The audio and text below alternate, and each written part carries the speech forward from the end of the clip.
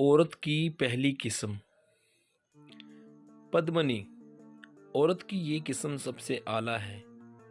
خوش گفتار، خوش کردار، ہرنی جیسی آنکھیں، گلابی ہونٹ، آنکھوں میں کشش اور روشنی، چہرہ کھلا ہوا، رخساروں پر سرخی، سینہ خوبصورت، دراز قامت، اخلاق و مروت کی جیتی جاگتی تصویر، پاکیزہ و صاف ستھرے خیالات کی حامل اور جنسی جذبات سے دور ہوتی ہے، خاوند کی وفادار اور خدمتگار ہوتی ہے، خوش مزاج ہونے کی وجہ سے اداسی کو گھر میں جگہ نہیں ملتی، خوش لباس اور خوشبوؤں کی دلدادہ ہوتی ہے۔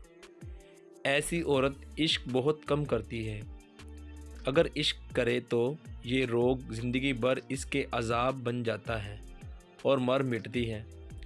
صفائی کا بہت خیال رکھتی ہے اور پھولوں سے محبت کرتی ہے۔ ایسی عورت دیوی سے کم درجہ نہیں رکھتی۔ جس گھر میں ہو وہاں خدا کی رحمت ہو جاتی ہے، جس سے بات کرے گی اس کا دل موہ لے گی۔ ایسی عورت کے جسم سے خوشبو آتی ہے۔